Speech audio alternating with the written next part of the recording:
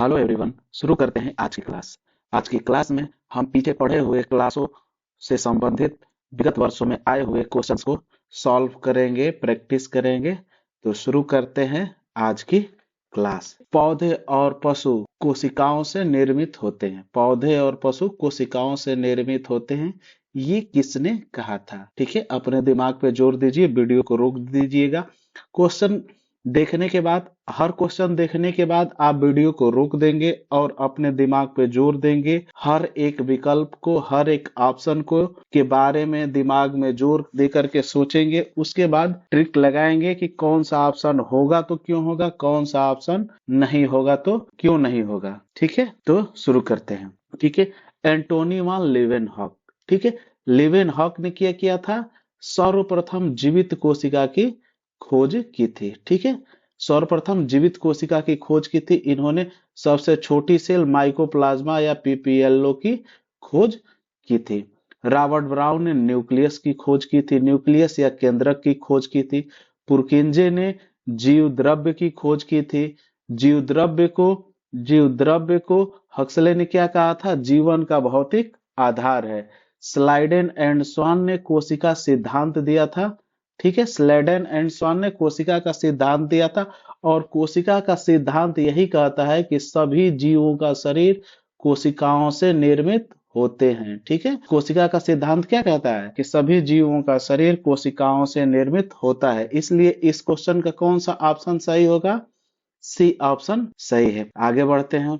कोशिका के निम्नलिखित में से किस अणुकाय में दोहरी झिल्ली अनुपस्थित होती है? यानी कोशिका के किस कोशिकांग में, कोशिका के किस सेल ऑर्गेनेल्स में डबल झिल्ली या डबल लेयर अनुपस्थित होती है, अब्सेंट होती है? ठीक है, तो हमने पिछली क्लासों में पढ़ा है कि केंद्रक में डबल लेयर पाई जाती है, केंद्रक की लेयर में, केंद्रक की मेम्ब्रेन में डबल लेयर पाई जाती है। माइटोकॉन्ड्रिया की भी मेम्ब्रेन में डबल लेयर पाई जाती है। हरित लवक की मेम्ब्रेन में भी डबल लेयर पाई जाती है, जबकि लाइसोसोम और वैक्यूल, रसधानी और रिक्तिका की मेम्ब्रेन में सिंगल लेयर पाई जाती है। इसलिए इस क्वेश्चन का कौन सा ऑप्शन सही होगा? सी ऑप्शन सही है इस क्वेश्चन का। केंद्रक को सेल का कंट्रोलिंग सेंटर बोलते हैं। माइटोकॉन्ड्रिया को सेल का ऊर्जा गृह कहते हैं। और हरित लवक से पेड़ पौधे अपना भोजन बनाते हैं, फोटोसिंथेसिस करते हैं, प्रकाश संश्लेषण करते हैं। ठीक है, आगे बढ़ते हैं। ठीक है, कोशिका की खोज किसने की थी? तो कोशिका की खोज रॉबर्ट हुक ने की थी। अगर यही लिखा रहता कि जीवित कोशिका की खोज किसने की थी, तो आप बताते कि जीवित कोशिका की खोज एंटोनी वान लीवेनहॉक ने किया। ठीक है, विलियम हार्वे ने परिसंचरण तंत्र की खोज की थी। जो हमारे बॉडी में ब्लड फ्लो हो रहा है, ये कैसे फ्लो हो रहा है, इसको विलियम हार्वे ने ही बताया था। इसलिए परिसंचरण तंत्र के जनक या फादर ऑफ सर्कुलेटरी सिस्टम कौन है? विलियम हार्वे हैं। ठीक है, लुई पास्चर को बैक्टीरियोलॉजी कहा जाता है, फादर ऑफ बैक्टीरियोलॉजी या जीवाणु विज्ञान के जनक। लुईस पास्चर को क्या कहा जाता है? जीवाणु विज्ञान के जनक कहा जाता है। और ये क्रिश्चियन बर्नार्ड ने सर्वप्रथम हार्ट को ट्रांसप्लांट किया था, हृदय को सर्वप्रथम ट्रांसप्लांट किया था एक मनुष्य से दूसरे मनुष्य में। एक लेडी थी जिनका एक्सीडेंट होने के बाद ब्रेन डेड हो गया था। ठीक है, एक लेडी थी जिनका एक्सीडेंट होने के बाद ब्रेन डेड हो गया था, तो उनके हार्ट को निकाल करके एक हार्ट पेशेंट में ट्रांसफर कर दिया गया। ठीक है, जो लेडी थी एक्सीडेंट के बाद उनका ब्रेन डेड हो गया था, तो उनके हार्ट को निकाल करके एक हार्ट पेशेंट को डोनेट किया गया था। ठीक है, इस सर्जरी को सर्वप्रथम पूरी दुनिया में सफल कौन किया था? Christiaan Bernard.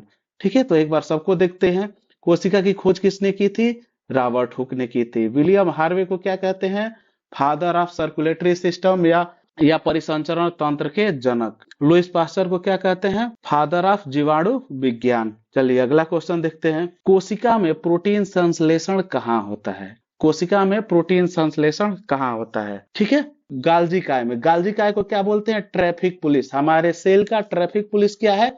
गाल्जी काय है। ठीक है, हमारे शरीर का ट्रैफिक पुलिस क्या है? गाल्जी काय है। ये एक जगह से दूसरे जगह कुछ भी ट्रांसफर होता है तो उसको नियंत्रित करता है। माइटोकॉन्ड्रिया क्या है? हमारे शरीर का ऊर्जा गृह है, ठीक है। सेंट्रोसोम क्या है? ये सेंट्रोसोम कोशिका विभाजन में मदद करता है। सेंट्रोसोम कोशिका विभाजन में मदद करता है। ये सिर्फ जंतु सेल में पाया जाता है। सेंट्रोसोम सिर्फ जंतु सेल में पाया जाता है।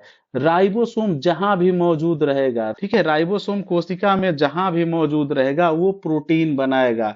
इसलिए राइबोसोम को प्रोटीन की फैक्ट्री कहते हैं। अगर राइबोसोम अगर एक जगह इकट्ठे हैं, ठीक है, ऐसे हैं, ठीक है, राइबोसोम अगर एक जगह इकट्ठे हैं तो उसको बोला जाता है पॉलीसोम्स या पॉलीराइबोसोम। अगर कई राइबोसोम एक जगह इकट्ठे हैं तो उसको क्या बोला जाता है? पॉलीसोम। पॉलीसोम ये लिख लीजिएगा, पॉलीसोम या पॉलीराइबोसोम, पॉलीराइबोसोम्स, ठीक है। अगर राइबोसोम एक जगह इकट्ठे हैं तो उनको क्या बोला जाता है? पॉलीसोम्स या पॉलीराइबोसोम्स। ट्रैफिक पुलिस किसको कहा जाता है? गाल्जी काय को। प्रोटीन फैक्ट्री किसको कहा जाता है? राइबोसोम को। ऊर्जा गृह किसको कहा जाता है? माइटोकॉन्ड्रिया को। और सेल डिवीजन में कौन मदद करता है? सेंट्रोसोम।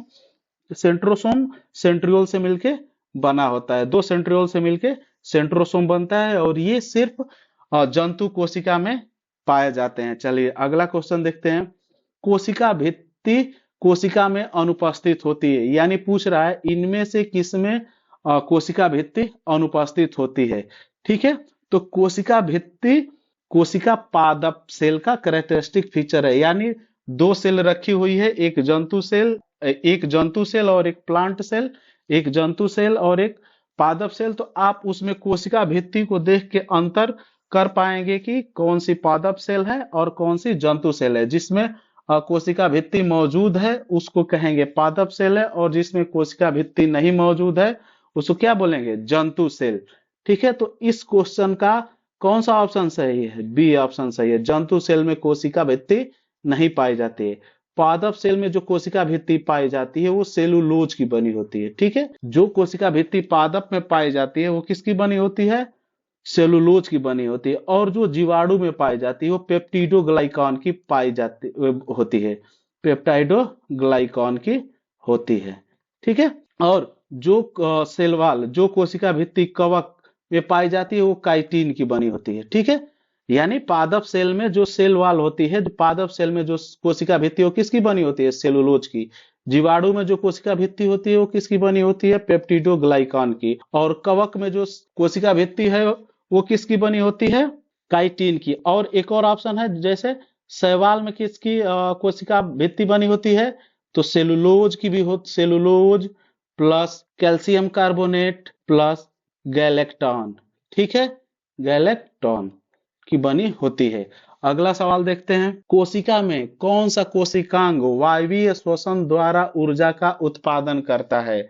ठीक है, ऊर्जा शब्द कहीं भी आए, ठीक है, ऊर्जा शब्द कहीं भी आए, आपको आपका ध्यान कहाँ जाना चाहिए? माइटोकॉन्ड्रिया पे जाना चाहिए। तो इसका कौन सा ऑप्शन सही है? सी ऑप्शन सही है। आइए एक बार फिर से देखते हैं सभी ऑप्शंस को। राइबोसोम को क्या बोलते हैं? Protein factory. राइबोसोम को क्या बोलते हैं? Protein factory. और न्यूक्लियस को क्या बोलते हैं? न्यूक्लियस सेल का कंट्रोलिंग सेंटर होता है, ठीक है। जैसे पूरा भारत कहां से कंट्रोल होता है? दिल्ली से कंट्रोल होता है। यूपी कहां से कंट्रोल होता है? लखनऊ से कंट्रोल होता है। वैसे ही सेल कहां से पूरी कंट्रोल होती है? न्यूक्लियस से कंट्रोल होती है। सेल का कंट्रोलिंग सेंटर कौन सा है? न्यूक्लियस है। और सेल का ऊर्जा गृह कौन सा है?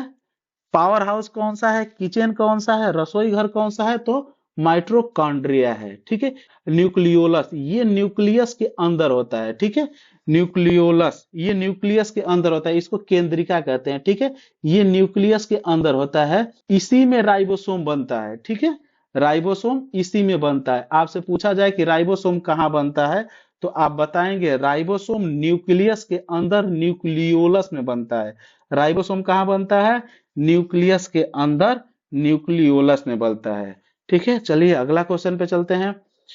किसको कोशिका का ऊर्जा गृह कहा जाता है? ये तो डायरेक्ट क्वेश्चन हुआ, सबसे आसान, माइट्रोकॉन्ड्रिया, ठीक है। यकृत, लीवर है, फेफड़े, पुट्टी या वेसिकल्स, ये बनते हैं, वेसिकल्स या पुट्टी बन काल्जी काय में बनते हैं। चलिए अगला क्वेश्चन देखते हैं। कोशिकाओं में जैविक क्रियाओं के लिए ऊर्जा प्राप्त की जाती है। ठीक है, एटीपी से हमें ऊर्जा मिलती है।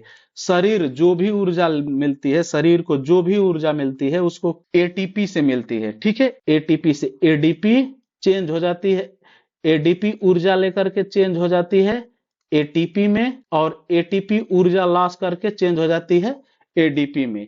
एटीपी का फुल फॉर्म होता है एडिनोसिन ट्राइफॉस्फेट, और एडीपी का फुल फॉर्म होता है एडिनोसिन डाइफॉस्फेट। ठीक है, और एएमपी का फुल फॉर्म होता है एडिनोसिन मोनोफॉस्फेट। हमारी शरीर ऊर्जा जो भी लेती है वो किस फॉर्म में लेती है? एटीपी में। हमारी शरीर ऊर्जा किस फॉर्म में लेती है? एटीपी में। हमारी शरीर या कोई भी जीव ऊर्जा लेता है तो एटीपी के फॉर्म में लेता है, चाहे पेड़ पौधे हो या कोई भी जीव हो, ऊर्जा किस फॉर्म में लेता है? एटीपी में लेता है। इसी को ऊर्जा करेंसी कहती है, ऊर्जा करेंसी कहते हैं। ये जैविक करेंसी है। जैविक करेंसी कौन सी है? एटीपी है। ऊर्जा की करेंसी कौन सी है? एटीपी है। ठीक है, इसका फुल फॉर्म भी पूछता रहता है, एडिनोसिन ट्राइफॉस्फेट।